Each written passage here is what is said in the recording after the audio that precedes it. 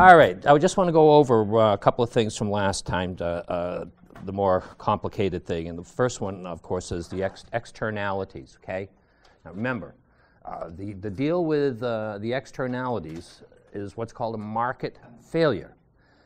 The market fails to determine the right amount to produce, okay? We produce too much or too little. And the reason why we produce too much or too little is because third parties, not buyers, not sellers of the good, are affected. They either get a benefit from the production of the good without having to buy it, which is a positive externality, or they are negatively affected. They bear a cost because of the production of that good, even though they're not the producer. That's a negative externality, okay? All right? So when we have a situation where the production of a good produces a negative externality, that means a third party, okay, external, not buyer, not seller, okay, pays a cost. So what that means is that all of the costs associated with producing this good are not paid for by the suppliers. Part of those costs are pushed out to people in the community, all right? So like I have to have my car washed more often. My taxes are higher because we have to repair the roads in my town because of those trucks, okay? So if we don't do anything, this is the quantity that will be produced, okay? That's the equilibrium quantity. It's too much because the supply curve is too far to the right because it doesn't reflect all of the costs. So when we get this market failure with a negative externality, too many resources go to producing this good. The way to correct it is either through regulation or through taxation. We tax the polluters and give that money to the community to reduce the costs that they are bearing, okay? Or we tax the producer of this gravel, this rocks near my house so that my taxes can go down. I'm compensated for my additional expenses, okay? If we raise taxes on the producers, then the supply curve will shift inwards, okay? And equilibrium quantity will go down. And this is the right amount. This is the correct amount, okay? That considers all of the costs in producing this good. Okay so far? Okay. With a positive externality, how did that get there? Go away. Go away. How do I get rid of that paint bucket? All right. No. Any suggestions? Oh, well, just leave it up there. Okay? Remember, when we have a negative externality, it's the supply curve that's out of position, too far to the right. When we have a positive externality, it's the demand curve that's out of position. It's too far to the left because it does not include the entire population of people who get a benefit from the production of this good, okay? When we produce vaccines and people get inoculations, some people may decide, I don't need the shot because if everybody else gets the shot, nobody can give me the disease, okay? So I don't need to buy it. So I get a benefit without having to buy it, so I'm not included in the population. As a result, we only produce that amount. Okay? If we can force everybody into the population, into the market for this good that gets a benefit from it, that's an increase in population, the demand curve would shift outwards, and the equilibrium quantity would rise. Okay? So without correcting the positive externality, we produce too little, only that amount. If we correct it, we'll produce more. And again, there are two ways to correct an externality: regulation or taxation. In terms of a negative externality, we can say to the steel mill, if you pollute the community, we shut you down. You are required to put in, air scrubbing equipment, okay? Or we can tax them, okay? And in this case, it would be a negative tax on producers. One way we can get quantity to go up is to force people into the demand into the curve, okay?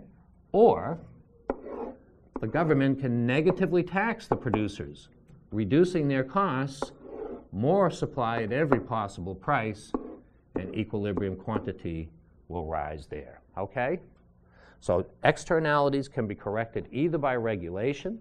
You have to buy this by law, okay? You have to go to school, you have to get your vaccination, or by taxation, in this case, negative taxation, a subsidy, a payment made to producers. Yes, Pauline? So the graph on the left, that's the positive one. They're both positive, okay? Yes, but they can be corrected in two, positive externality can be addressed in two ways. Either we pass a regulation that forces people to buy this good, that's an increase in the population, the demand curve shifts out and equilibrium quantity will rise, or we can negatively tax the producers, pay part of the cost of production. Costs fall, supply curve shifts out, and more will be produced because of that, okay? By the way, this is one of the ways that we try to get out of a recession, right? Is that we reduce the taxes on manufacturers. Manufacturing becomes more profitable. More production, meaning needing more workers, we go back to work, okay? All right? Okay. So that's that business. Probably the most complicated bit in that chapter. And the next one is the tax business. Okay, I'll go over that just one more time. We have a progressive income tax system. When you have a progressive income tax system, the more money you earn, the higher percentage of your income you pay in taxes, okay?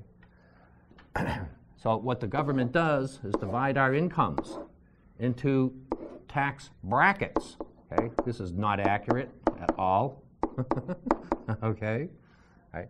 But each one of these brackets is $10,000. So we have from, well, I don't really, 0 to 10,000, make it 0 to 10,000, okay? This bracket is worth $10,000. From 10 to 20,000, that bracket has 10,000 in it, and from 20 to 30, that has 10, and from 30 to, say, 40, okay? Each one of these brackets has its own marginal tax rate.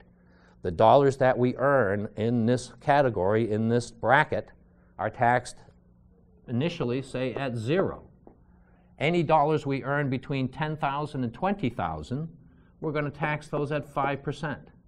Any between 20 and 30, we're going to tax at 10%, and then we'll say at 20%, anything from 30 to 40, okay? So as your income rises into these higher brackets, the government takes a bigger piece of your income in those brackets. If you only make $10,000, they don't take any money away from you. You're not earning enough to pay your bills, to stay alive. You're below the poverty level, okay? So they're not going to take, in fact, oftentimes they'll give you money, right? Government gives you money if you're not earning enough, okay? So if you make $10,000, you pay no tax, 0, okay? And remember, average tax, that percentage of your income that you pay, is equal to total tax, your total tax bill, divided by your total income, and then multiplied by 100 to get a rate, okay? So you say you have a tax, you pay 15% of your income, okay? So at $0, 0%. Now what happens when we earn, let's say, $20,000? On the first $10,000, no tax. On the second $10,000, we have to pay 5% of it, or $500. So if you earn $20,000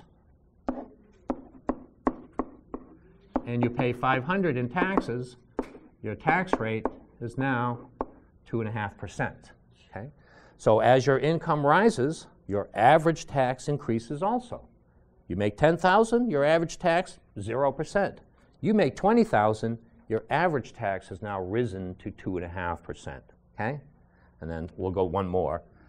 If you make $30,000, you pay nothing on the first 10, 500 of the second 10, and then on the third 10, you got to pay 10%, so you have to pay $1,000. Now your total tax bill is $1,500.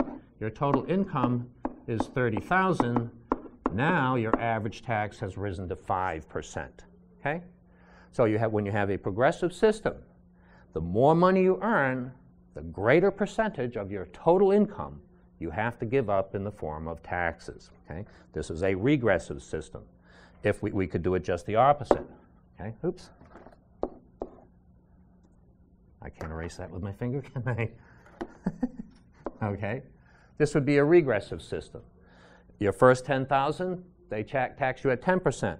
Your next 10,000, 5%, and then your third 10,000, they don't take any money away from you. That would be a regressive system. And what happens here? Your average tax falls the more money you earn. And the regressive tax that we have, Social Security, right? Where there's only two tax brackets. From 0 to a certain amount, you pay, I don't know, do you remember what does the book say? Does it say what Social Security taxes are? 7%, 6.7, 7.2, something like that, okay? So from, hey. Where did that come from? Thank you. Okay, so in Social Security, okay, from 0 to, we'll say, $80,000, you have to pay 7.2%. And again, these figures are not accurate. Okay?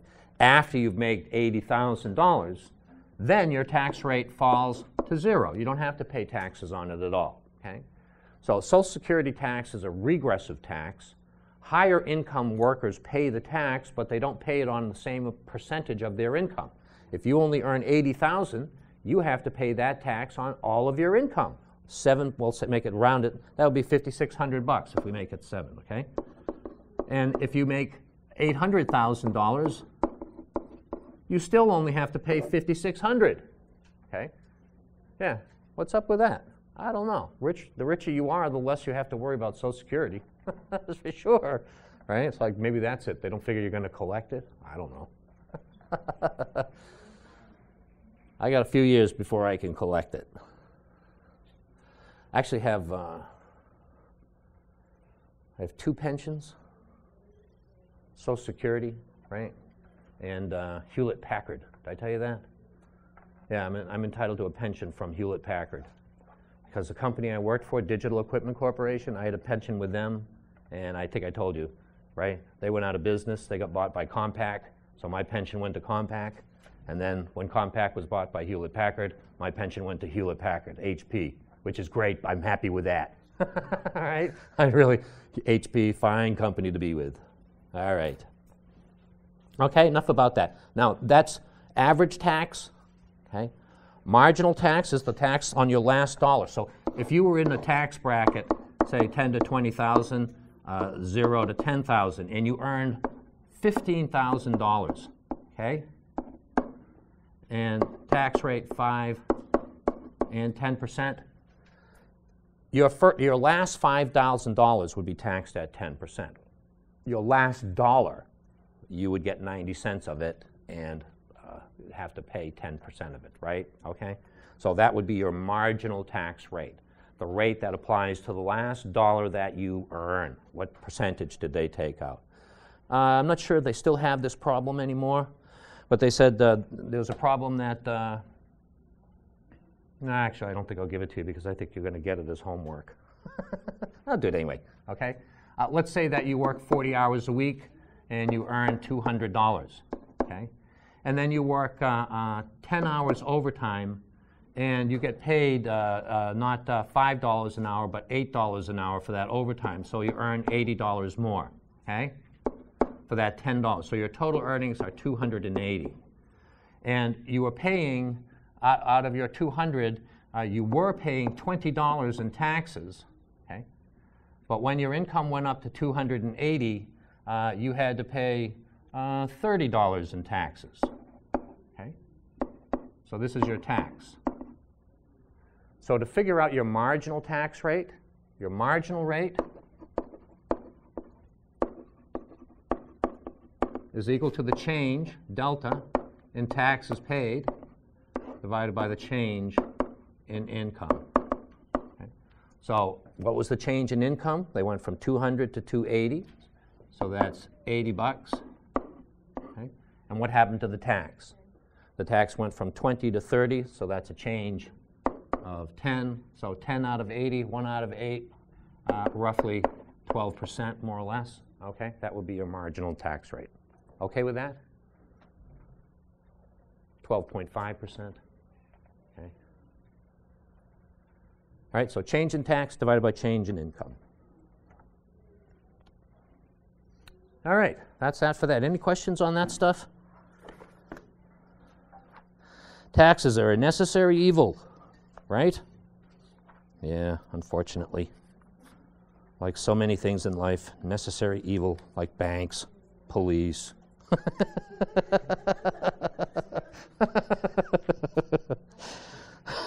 Okay. All right. Now, we're going to move on to something near and dear to my heart. Unemployment. Okay? I think I asked you at the very beginning, right? When we were going over that stuff, going over the syllabus, is anybody unemployed? Right? And two things have to be true to be unemployed. Okay? You have to be 16 years old or older. Okay? And you have to be out of work and actively looking for a job. Okay? If you're not 16, you're not part of what's called the labor force, that pool of people willing and able and ready to work. Okay? And if you're not actively looking for a job, you're also not part of the labor force. Okay? You're not included in the either employed or unemployed figures. If you're not looking for a job, you're neither one. You're not employed and you're not unemployed. You're not in the labor force at all. Okay? Now, when we say we have 10% unemployment, okay? Well, let's say the population of the nation is 30,000 people. Okay? That's the total population. Does that mean there are 3,000 people unemployed? No, it doesn't. Okay? Because a lot of these people aren't even in the labor force. Okay? When we talk about unemployment rate, it's what percentage of that pool of people that want to work, what percentage don't have jobs? Okay? What percentage are out there looking for jobs? So the labor force is equal to people who have jobs, the employed, plus people that don't have jobs but want jobs, unemployed. Okay? So if you're not looking for a job, you're not unemployed, okay? And you're not employed. Okay? Who's not in the labor force? Well, I just said anybody under 16, not part of this pool of people. Who else wouldn't be in the labor force? People who've retired. Right? They're not interested in working. Okay? Women that stay home with their children. Right? My wife did that 11 years. When we had our first kid, she stayed home with the kid, and we suffered. Almost starved to death, hand to mouth. Right? Okay? People who win the lottery, right? And don't want to work anymore. If you won the lottery, would you work? Yes. You would? Not me. I'd be gone. I was down working in Florida, and my partner and I bought tickets, and so did our boss, for this $110 million lottery that they had down there. It was about 20 years so ago, right?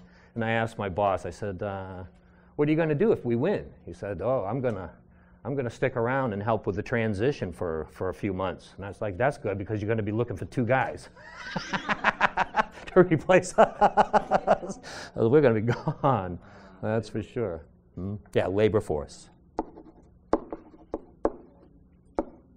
Okay. People who are incapable of holding a job because they are mentally or physically disabled. Okay, they can't work. They're not part of the labor force. If you're in prison, you're not part of the labor force, unless you're in China. They force prisoners to work in China. Okay? We don't force them to work here. Do you think we should? Yes. I do too. I think so too. Okay? But you know what they do use prisoners for a lot in China? Organ donations. When they execute you in China, then they take your organs. That's true. They're phasing that out though. Okay? But that's a main source of, like, you know, for heart and lung transplants, kidney transplants, executed prisoners. Okay? And China kills more people per year than any other country on the planet, even Texas. Okay? Huh? Oh yeah, huge population, but disproportionately. Disproportionately. Okay? It's been estimated or suspected that China executes about 10,000 people a year, okay, for crimes. Yeah. By 1.3 billion. Yeah, I know, but still. That's probably the same rate as Texas. It's true. If you get convicted of a capital crime in Texas, most likely they will kill you, okay, eventually. They execute a lot of people down there, okay? I don't think we've executed anybody here in Massachusetts in 40 years, maybe? Something like that? I don't know. Anyway, that's a different discussion, okay? So, historical unemployment rates, you know, they're all over. If you look at this map here, did you look at that on page 141, this graph, not a map, that shows unemployment rates? I mean, there's nothing to compare with the Great Depression, okay? Nothing even comes close to that. But the worst since World War II, okay, the worst recession we've had, you see that, 1981, 1980, 80 to 83, that's on page 141. This graph here, do you have that graph? Yeah, okay. If you look at it, you'll see the worst depression, highest level of unemployment, 1980, early 1980s. Okay. That was when I'm part of that statistic. I lost my job. I got laid off that year. Okay. One of the worst things that ever happened to me. Okay. I think I told you, right? I ended up homeless. Okay. I lost my family. I had to send my wife and daughter to live in Florida. I couldn't afford any rent, so I had to stay with friends who were kind enough to let me stay with them while I was unemployed. I had practically no income whatsoever. I lost everything that I had saved, and I went into debt. Okay? And I was out of work, huh? For how long? 7 months. Okay? I was out of work for 7 months. And I'll tell you one thing I did learn, though. Wonderful thing happened. I learned how to get a job. I know how to get jobs. I know how to find jobs, and I know how to get jobs. Okay? At least I used to. I'm not looking for any anymore. Right? But that's one thing I did learn. And who's teaching you that? Okay? Anybody giving you job hunting skills? What class are you taking? Tells you how to go about finding the best possible job. Because you don't want just a job. You want the best possible job, right? You want to maximize your economic well-being. You want to earn as much money as possible. Have the highest standard of living. And the key to that is finding and getting the best possible job you can get. And it's a thing that you really need to learn before you get out of school, okay? If you can, try to get an internship before you graduate. That's really important because you look much better to a prospective employer if you already have some type of work experience. You can say to them, yes, I do know what the working world is like, right? I've had some experience there, not just flipping hamburgers down at McDonald's, but working in an office where I had to show up and answer telephones, right? Okay, and it takes a lot of skill. Interviewing is key, okay? Interviewing is key. It's a performance for you. You have to perform, okay? If you get opportunities to interview, go on interviews. Even if you don't want the job, you don't really think you want to work at that company, okay? You know why? Practice makes perfect. They're going to ask you the same questions over and over and over again, okay? And the more practice you have, the better your performance is going to be, and the more likely you are to get that job, okay? Those answers should just roll right out of your mouth when they ask you. So, tell me about yourself, okay? Yeah. I was born in 1980. No, that's not what they want. What are they looking for, by the way, employers? What are the 3 top things that they are looking for in a new employee? Do you know? Number 1, what's most important? No, that's important, but it's not number 1. Soft skills. Yes, you're in a correct. What you're saying is it's communication skills. Okay, your ability to communicate with other people is number 1 on the list. Number 1. How well do you express yourself? Can you get your ideas across? succinctly, quickly, directly to the point. That's number one. That's why I told you guys that the most important class you can take in college is not Business 101, it's English, okay? The second most important skill that they're looking for, or capability? Communication's number one. Number two? No. Their ability to work with others. Okay? Your ability to work with others. Are you a team player? Now, personally, I spent almost my entire career trying to avoid working with others. It's true. I was almost my entire career an independent contributor, okay, where I didn't have anybody working directly for me. I worked for somebody, but nobody worked for me. Are you familiar with line and staff organization? No? You can chart an organization from the top down. It's a set of grids. So you have like the president at the top, okay? And then you have vice president and so on, and then under them you got, director or whatever, okay? Director number one, director number two, all right? Okay? And this is a line organization where you can see who reports to whom, who works for whom. All corporations put this together. But there are direct lines of authority and communication from the top down, all right?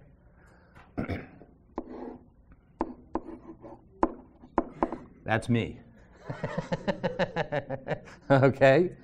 It was great. This was actually what they call the export manager, and I was the export compliance person, whatever. And all of these people, these were regional managers around the world, okay? India, Pakistan, India, Australia, South America, Japan, places like that. And I didn't work, none of these people worked for me. They all worked for my boss, okay? But I could tell them what to do. It's true. I had authority over these people, but no responsibility for them, okay? It's wonderful. I could tell them what to do, and if they didn't do it, I go to the boss. You better jump on that guy, boss. He's not doing what I tell him to do. But hiring and firing, not my responsibility. Okay? I liked it like that very much. I don't like managing people. It's like being a babysitter. Okay? It's too hot in here. Hey, Bill's making too much noise. Will you tell Mary to stop bothering me? Right? All right. So, communication skills, ability to work with others. And only number 3, job content skills, okay, what you need to know to do the job. The reason being, they figure, hey, you've got these first 2, we'll teach you about the job. In fact, generally speaking, when you get your first job with a company, they act like you're completely ignorant, okay? They're going to teach you everything you need to know about doing that job, pretty much, okay? So that's most important. And when you go to interviews, it's your opportunity to demonstrate these things to them, okay? And the way you act in the interview, how you dress, here's an important point for you. When a manager is looking to hire somebody to fill a position, okay, they're not just looking for somebody for that position. They want somebody who can move up into their position. They want to hire people who are capable of being promoted to being the manager in their place. Because if they can't move up if they can't find somebody to move up and take their place. I can't get a promotion unless I have somebody who's promotable into my position. So managers are always thinking, yeah, I need a person to fill this job here, but what I really need is somebody who can grow over the course of a year or 2 and be capable of taking my job so I can move on and get my boss's job or some other higher level job, okay? So bear that in mind. You're not just interviewing for that job, you are interviewing for the next job, okay? And what you want to be able to demonstrate to them is that you want more responsibility. You're looking for opportunities for growth. One of the questions that they will ask you is, where do you want to be in 5 years? Okay? You know what I told the last guy I interviewed with who asked me that question? I said, I want to be sitting over there at your desk. He's like, whoa, really? You're ambitious. I was like, yeah, like I'm ever going to make vice president, but it sounded good. Right? I had no intentions of ever going up that high. In fact, at the end of the interview, you know what he said to me? He said, Mark, I'm amazed. You seem to have all the right answers. You know what I almost said to him? I almost said, that's because I've been asked these questions 10 times. All right? This is my 10th interview. I'm starting to get it down now, all right? And have good answers for everything, because they're going to ask you some questions like, what are your strengths? That's one of the things they're going to ask you, right? Then you can't say, well, geez, I don't know. What do I do well? I'm going to think about that, okay? I'm sorry? Yeah, and what's your weaknesses? That's another one, okay? I'm not very smart. I don't get along with other people. I'm lazy. Are you going to tell them anything like that at all? Of course you aren't, okay? That answer has to sound like it's a bad thing, but it's really a good thing. I get really impatient when I can't make progress. That's my weakness, okay? Something like that, all right? Do your homework. What they want to know when they interview you is why you want to work for them and how you're going to solve their problem. Because when they're looking to hire somebody, they're looking to solve a problem. And you have to be able to tell them how you're going to solve their problem and why you want to work there, okay? And that, you all should know this, right? You never say anything bad about your current or former employers, okay? You never badmouth where you've been. Why do you want to move? Okay, you know what I said to one human resources person? I said, I just want to get out of this place. You know what she said to me next? Thanks for coming. Bye-bye. Right? You want to say, I'm looking for more opportunity. I can't get the opportunity for advancement, to learn new things, to expand my responsibilities where I am now. It's a great company. I love the company. It's a good boss, but I want to move on. I want to move faster. I want to move up. Okay? And I'm not having that opportunity here. Never say anything bad. And make sure you do your homework. You have to, they were going to ask you, what do you know about the company? Okay? What do you know about us? And you have to be able to demonstrate that you know something about them. So get as much literature and information on that company as possible. And they're going to say, do you have any questions? What they're not looking for, well, what time do we start? What time do we end? How much vacation time? Okay? That's not what they're looking for. You need to be able to demonstrate to them that you've done the research, you've done your homework, and you have a couple of questions about their business. I noticed that you opened up a subsidiary in Venezuela. Do you have any plans on opening up in other places in South America or blah, blah, blah? Okay? Have 2 or 3 really good questions to ask them that demonstrate that you know something about their company and what they're trying to do, okay? Because you have to show them, I want to work for you. You guys are the best. I really want to work for you, okay? All right? Are you familiar with how the interview process works, the different stages that you have to go through? No? Some of you are, some of you aren't. Do you mind if I take a few minutes and talk about these things? You know, I've been doing it anyway, so. The first thing let me start at the very beginning, okay? What's the most important document that you can have when you're looking for a job, right? Your resume, okay? I always told students, your resume may be the one thing that keeps you from getting a job because it's not right, okay? If you don't have your resume properly constructed and perfect in all senses, meaning there's no misspellings, no gaps. By the way, any gaps in your employment or education, you have to be able to explain. Okay, where were you? I was in prison. Okay, so. Okay, so you need a decent resume. There are 2 kinds, right? There's the obituary style. You familiar with that? From such and such a date to such and such a date, I worked here. This was my title. This is what I did. Before that, from this date to this date, I worked at this company. This was my title. This is what I did. Okay. That's obituary. You know what an obituary is. That's what they write about you after you're dead. Okay? So this is all history. That's not the best kind of resume to have. What you want is a skills-based resume that tells right up front, skills. This is what I know how to do, okay? I can do these types of word processing. I know these languages. I can sell, blah, blah, blah, blah, whatever, okay?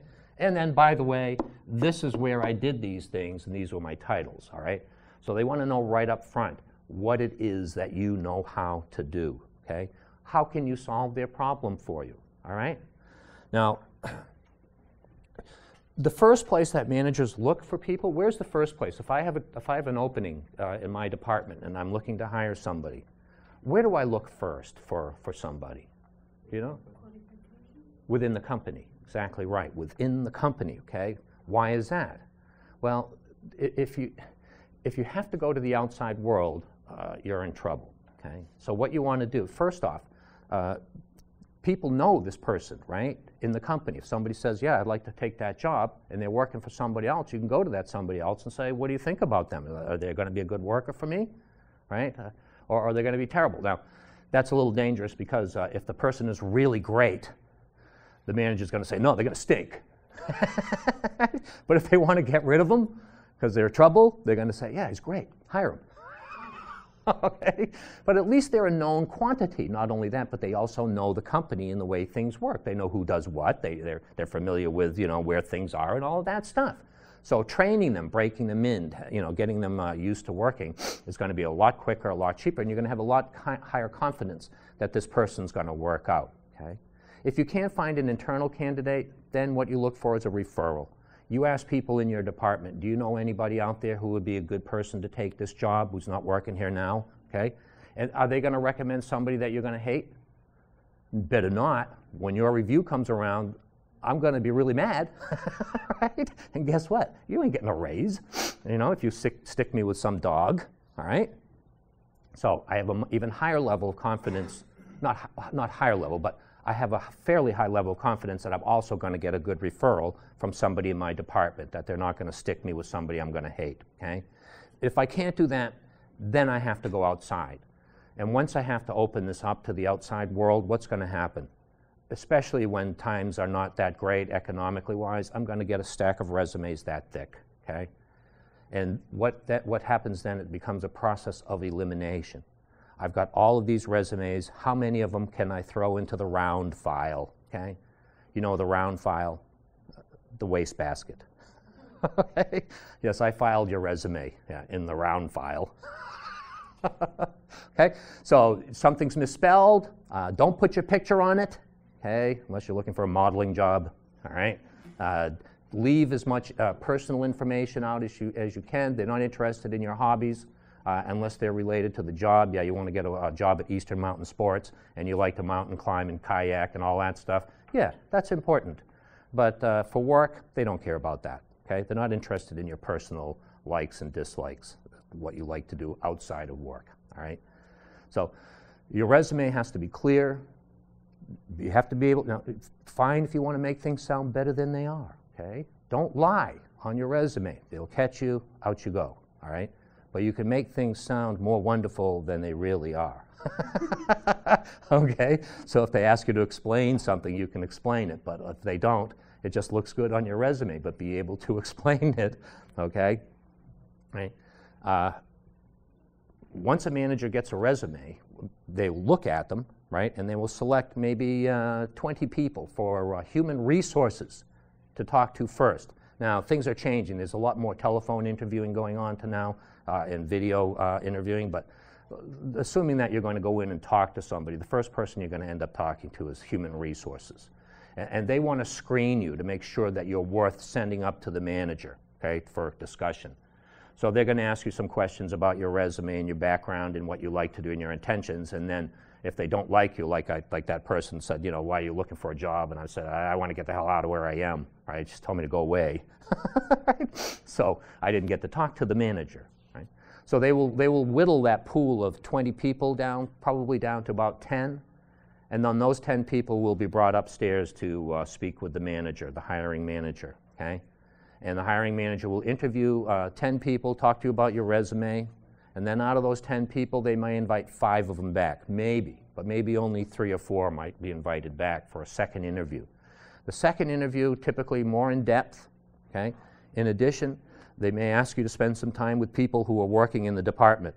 Why don't you go and have lunch with such and such, okay? Or with 2 or 3 people. Why are they doing this? Because they want to make sure that you can fit in, all right? That they're not hiring somebody who everybody's going to hate. It's going to disrupt the work life or whatever. All right. So they want to make sure people get a chance to feel the potential candidates out, so they can say, "Boss, she's wonderful. She's just a great person. I really like her a lot. Very smart. very good experience. Or this guy's a blowhard, he just talks about himself, he's a real jerk, don't hire him. Okay? All right? So it'll be whittled down finally after that to the last 2 people. Okay? And typically what happens is you come back for your 3rd interview, and the hiring manager will take you to meet his boss or her boss, okay, to get the blessing. Talk to them both, and then he'll say, yeah, this guy's bad, this guy. Right? Not him, but her, okay? And that's generally the way things go, all right? So it's a process that you have to go through. Make sure that you follow up with people. After your first interview, call them back, send them an email, whatever, letter, thank them for their time. Tell them, great, really loved it, would love to work for you. Anything that I need to tell you that you didn't ask me during the interview, blah, blah, blah, okay? Make sure that you know that they know that you're really interested, that you really, really want to work for them. Tell them that in your thing. Love the interview, love your company, would really like to work for you, okay? Think I could do a good job, I can do this and that for you, so please consider me, all right?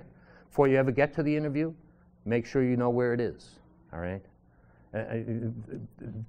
Plan to arrive a half an hour ahead of time.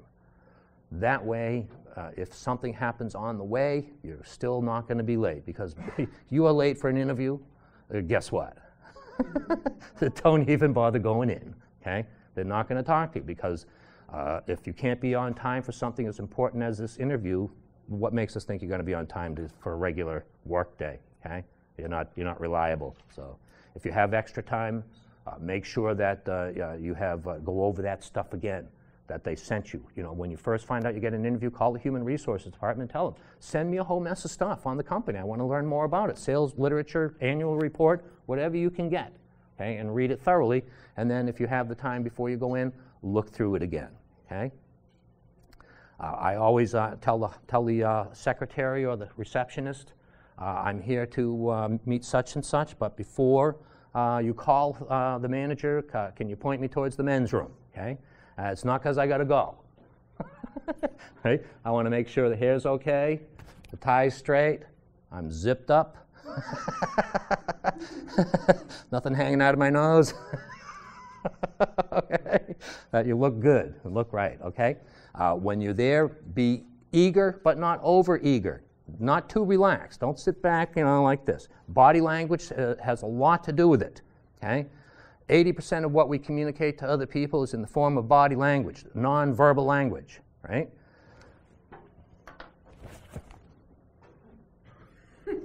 Okay, wrong message, right? Legs crossed at the ankles, hands in front of you. Sit at the edge of the seat, but not, Okay? Be enthusiastic, but not overly enthusiastic. And my advice is, if they offer you anything to eat or drink, politely refuse it. No, thank you very much. Okay? They offer you some coffee and you're drinking some coffee. Ooh, spilled it on me. Right? Or you're eating a donut and food's flying out of your mouth as you're talking, right?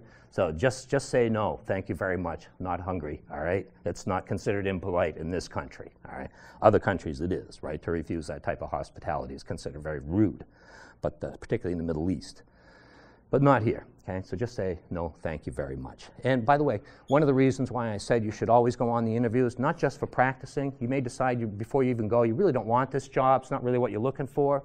You may find out when you get there that they've changed that. That's happened to me more than once. I go in for an interview and they say, well, listen, we were thinking about, we called you in to interview about this job, but we were thinking really about changing the job, making it a little bit different, so we want to talk to you about that. So you never know, all right? You never know, okay? What else would you need to know? Anything else? I don't know, but if you think of anything, let me know, okay? I have lots of experience interviewing, looking for jobs, okay? And I'm pretty good at getting them now, too, or at least I was. Right? I think I had over 100 people applied for my job here at Bunker Hill when I was full-time, okay? It had absolutely nothing to do with the fact that my son was married to the dean's best friend's daughter. Nothing to do with that at all. I don't know. Actually, it might have, but I don't know. I think I was in the right place at the right time with the right set of skills, right? And that's a lot of it. You have to be at the right place at the right time with the right equipment, right? So, at any rate, what happened here now? Just touch it and it'll come back? Nope. Yep. Okay. Great. Okay.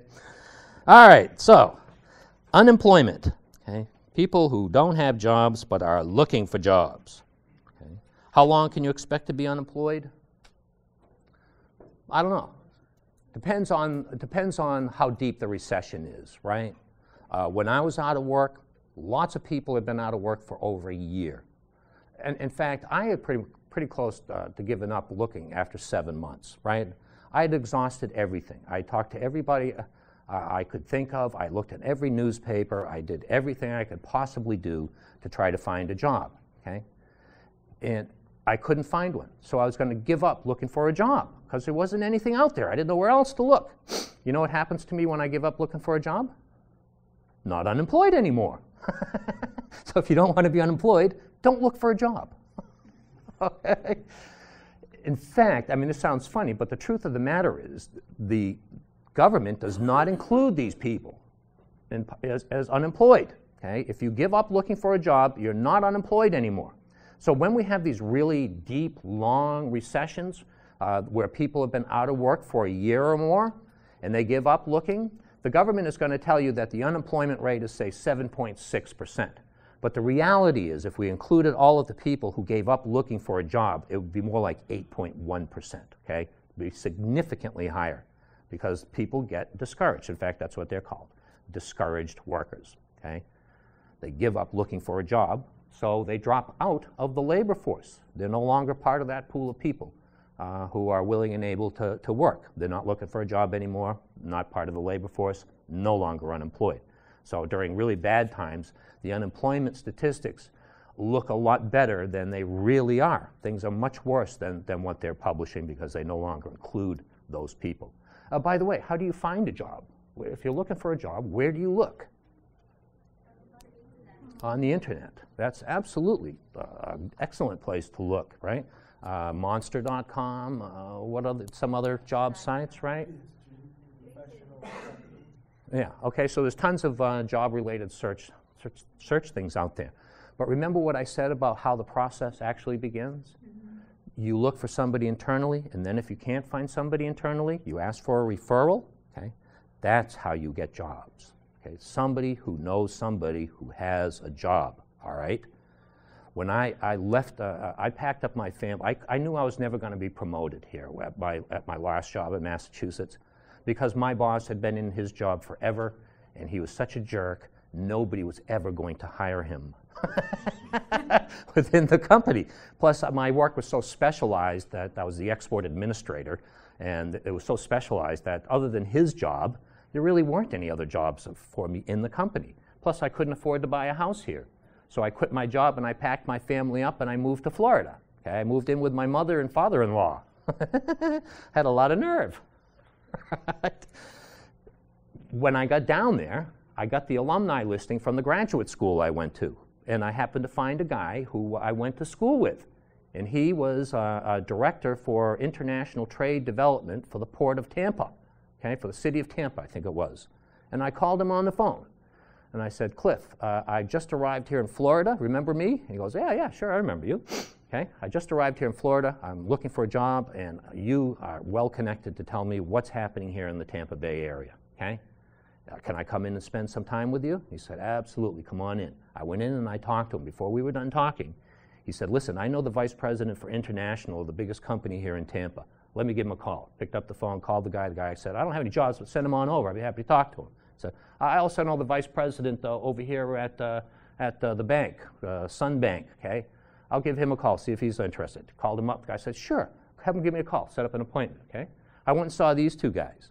And before I left their offices, I said, do you know anybody else who might be interested in talking with me? And they said, sure, I know the port director. I'll give him a call. Yeah, I know the chairman of the board of the biggest bank here in Tampa. I'll give him a call, okay? Pretty soon I had met everybody. And it wouldn't have been long before I would have been offered a job by somebody, okay? Because I was there and everybody's got to know me. And when somebody heard that somebody needed a job, they would say, I know a guy for you, okay? But what happened was, I knew somebody else back in Massachusetts who knew somebody who had a job. And she gave me a call, said they were looking for an export manager in Florida, Digital Equipment Corporation. Send me your resume. Okay? Sent her my resume. Less than a week later, I had an interview. Within a month, I had the job because I knew somebody who had a job. Networking is key. Okay? Managers don't want to publish these jobs because it becomes a very long, drawn-out, expensive, and risky business to hire somebody if you have to publish it. So you want to find somebody before you ever have to go out to the public. So who you know, keep contact with them. Your friends, your colleagues, friends of friends, business people you used to work with, stay in contact with them. Maintain your network because you never know who's who's got a job, who's somebody with a job.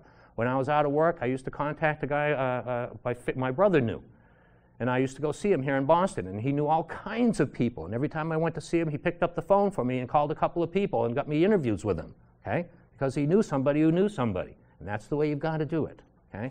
Maintain your contacts. You might get lucky. Many of the jobs I did get were published in the newspaper, but most of them were not, ever, okay? So that's the way you find them. All righty? I'm so glad I don't have to look for a job anymore. Okay. Labor force participation rate, I don't really care about that. Oh, by the way, I'll get to that in a minute. All right. Now, why are you unemployed? Okay. Anybody ever been fired from a job?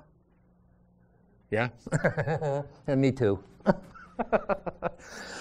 I was working in a hotel when I was in college in the summertime, working in a resort hotel down in the Cape Cod, right where I'm from. And my boss and I'd been working for her for 2 or 3 years, and we'd become, fairly good friends, right? And I was working in the laundry one day, folding towels, right? And I was a houseman. My job was to help the chambermaids and that type of thing, and do laundry. And she came in and she says to me, "Did you go and do this thing yet?" I said, "No, God damn it, get the hell off of my back."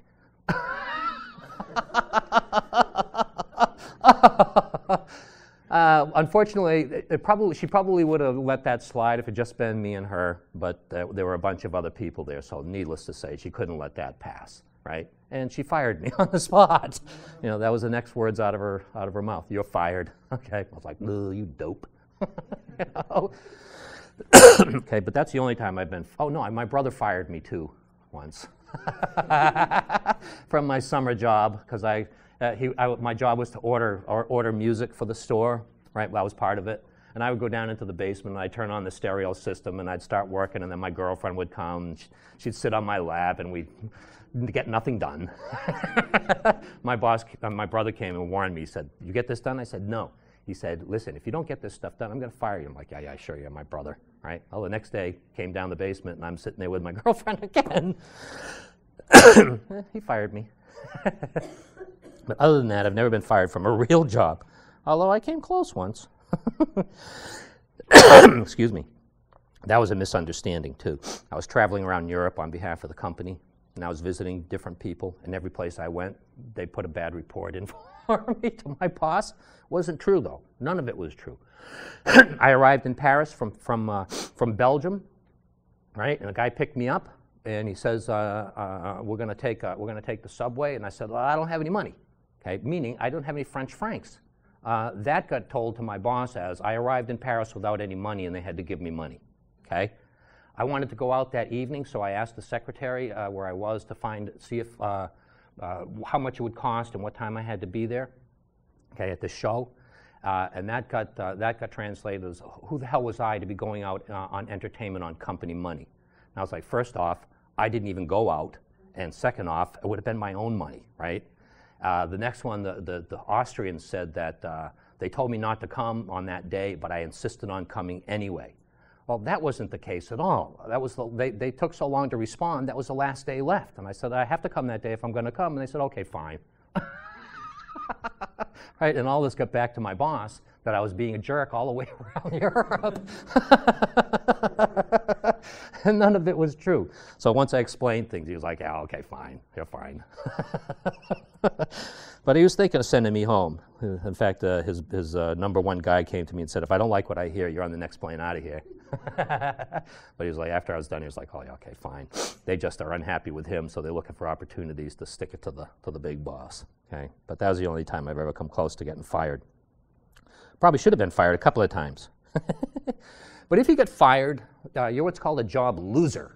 Okay? A job loser. Or if you get laid off. Okay? I've never been fired, but I've been laid off twice. I told you I got laid off by this company that I was in the machine tool business, and I wanted to come back and live in Massachusetts. So I contacted a competitor of ours, and they eventually hired me and brought me back here to Massachusetts. Turned out to be the worst company I've ever worked for by far. Right? I think I may have told you this, but it was probably other people, that by 2 o'clock in the afternoon, I had done all of my work and a bunch of work that I didn't need to do. But then I'd go to my boss and I'd say, Bruce, I've done everything I had to do. I've done a whole mess of things that weren't even my job, but I did them anyway. But I've run out of things to do. You know what he used to tell me? Go hide out in the factory. He did. He would say, why don't you go out into the factory and hang around someplace until quitting time? Right. Terrible company. But they offered me, when things started to go down in that recession, this was the company that laid me off in 1981, okay? When things began to go downhill, they began to lay off workers, and they asked me if I would move to Canada and take over the sales and warehousing operation up there to be not the big boss, but the person that runs the day-to-day operations, okay? At the time, I was making $25,000 US, okay? They offered me a salary in Canadian, I'm sorry, I take that back. I was making $20,000, all right? That was a long time ago. They said, if you move to Toronto, we'll pay you $25,000 Canadian, okay? Well, I did the math, and $25,000 Canadian was equal to 18,000 US. So it was like, you guys have a very short memory. I just moved here because I wanted to get out of a Midwestern. I wanted to live in Massachusetts, and you must think I might not be the brightest person in the world, but I ain't that stupid, okay? And they said, well, you don't want the job? And I said, no, I'm not moving to Canada. And they said, oh, you're fired. You're laid off. They laid me off, right? They laid me off, so. And then it took me 7 months to find another job, and I finally did get one. And I was with them for 11 months, and they laid me off. They were going downhill. I think I told you about them, the United Shoe Machinery Corporation. They were going out of business. So they laid me off eventually. And I wanted to kill myself. Okay? True, right? I just been through the worst period of my life. I lost everything that I could possibly have had, right? I was homeless. And now I have a job for less than a year, and it's going to happen to me again. Turned out it was the best thing that ever happened to me, because I got laid off and in an industry that was dying. And I called up my old girlfriend from graduate school, okay? She happened to be the president of the Alumni Association here in New England. And I said, Susie, you know anybody who's looking for anybody?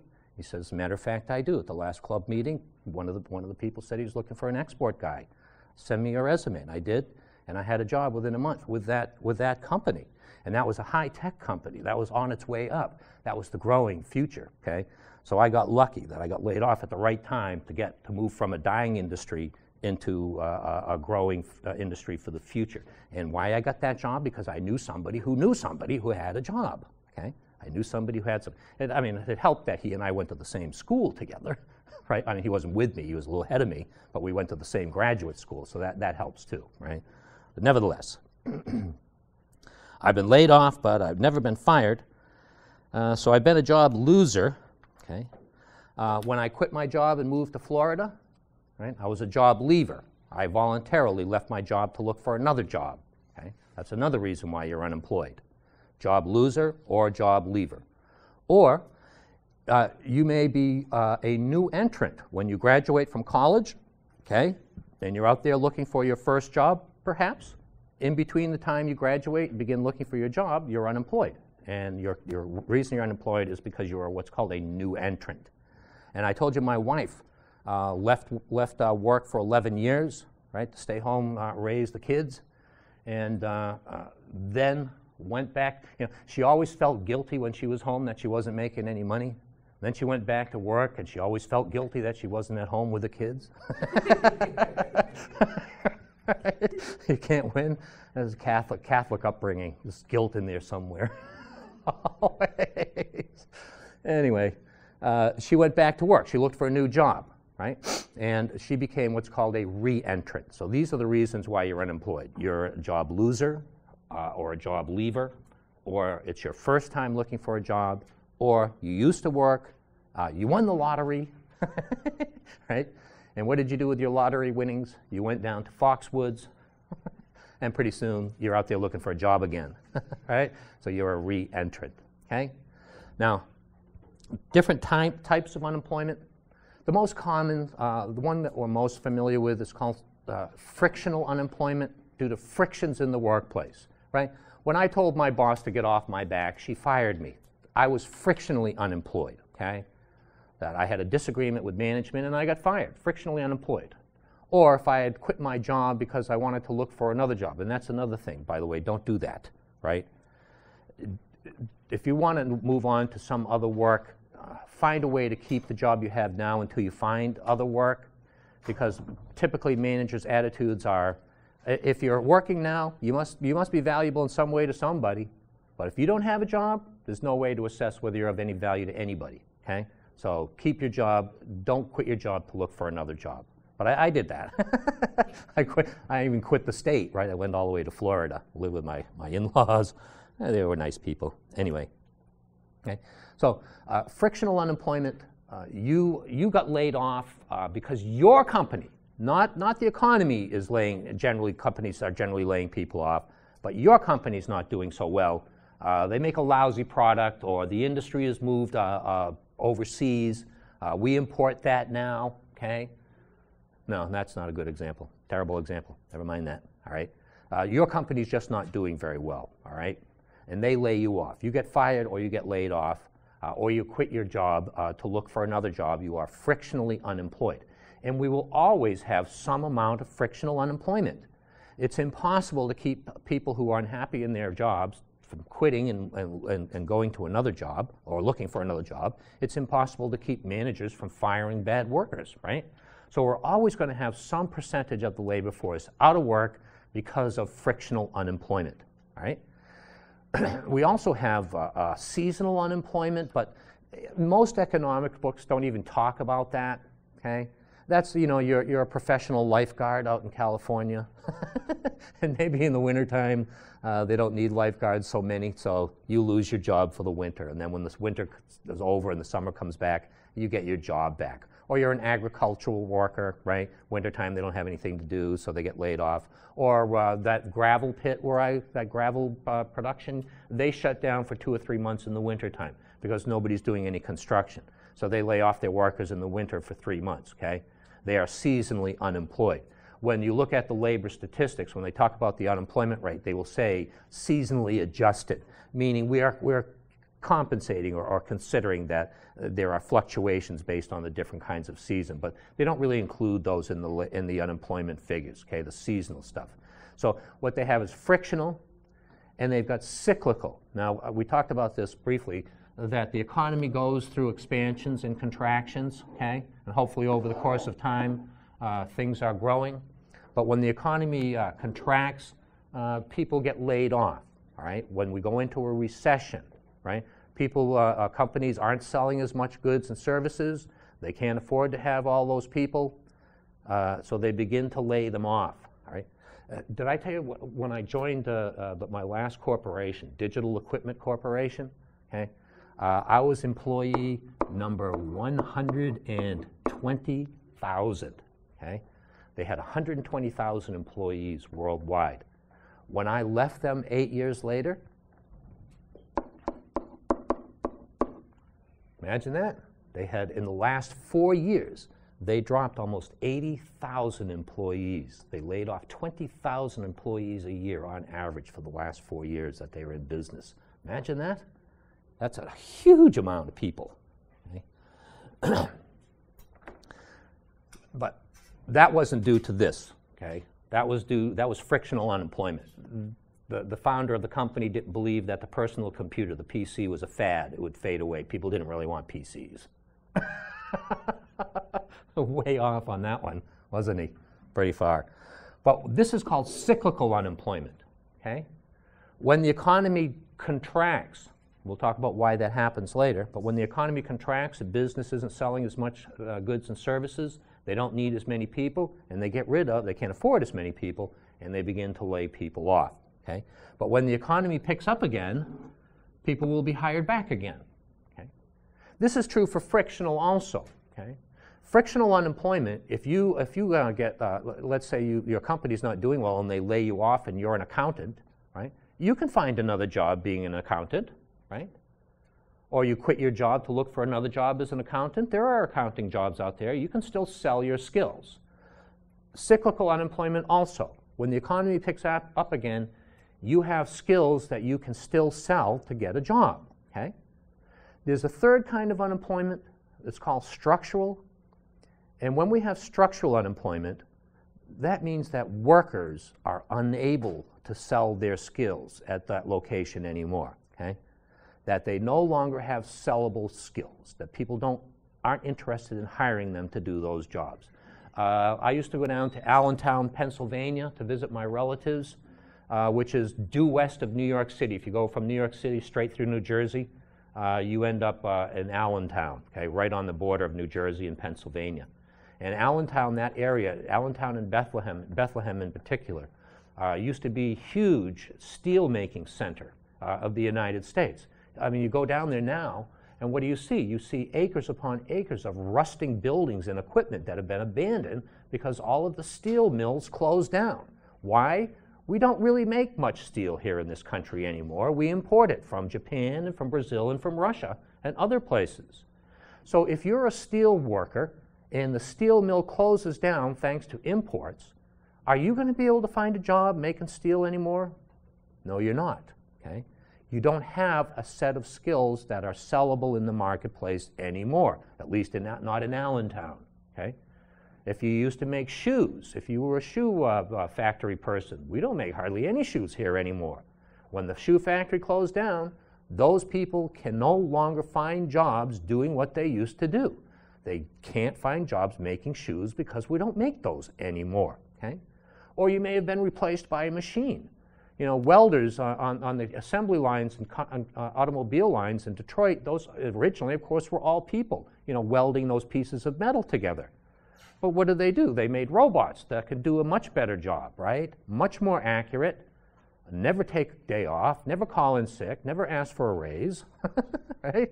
So they prefer robots. So people who used to do that type of work can't find that work there anymore, okay? This is structural unemployment. Changes in the structure of the economy, in the nature of the economy. And when we get technological advances, or we import these goods from overseas, or we just don't want those anymore, okay? Then people lose their jobs and can't find jobs anymore doing that, all right? So we have a problem with structural unemployment. People don't have sellable skills. They can't find jobs anymore in those locations. So what do they have to do?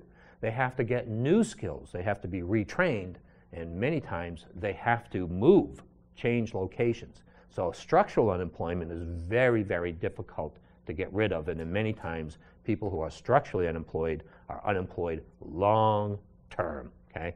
Long term. All righty? So frictional, my boss fired me, or I left my job. Cyclical, we're in a recession, I got laid off. When the economy picks up again, I'll find a job. And then structural. My company closed down because people don't buy that product anymore. I can't find a job making that anymore anywhere. I got to find new skills, okay? Now, full employment, we are considered to be at full employment, okay? What does it say?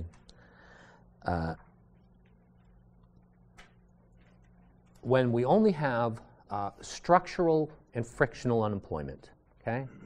The natural rate of unemployment is frictional, okay? You cannot prevent people from leaving their jobs or managers from firing bad workers, plus structural. The nature of the economy changes. Okay? That's the natural unemployment rate that we can expect. Unemployment. Okay? Okay? When we only have frictional and structural unemployment, we are considered to be at full employment. We are out here on the curve. Okay? It's only when we have cyclical unemployment, when we're down here, that we are now inside the curve, not producing as much as we possibly could. Okay? So when we are in a recession, we're inside the curve. But if we're not in a recession and we only have frictional unemployment, people quit their jobs to look for new ones, and structural unemployment, steel mills will close down, then we are considered to be at full employment. Okay? If those are the only two. We only really care about the cyclical unemployment. Okay? All right.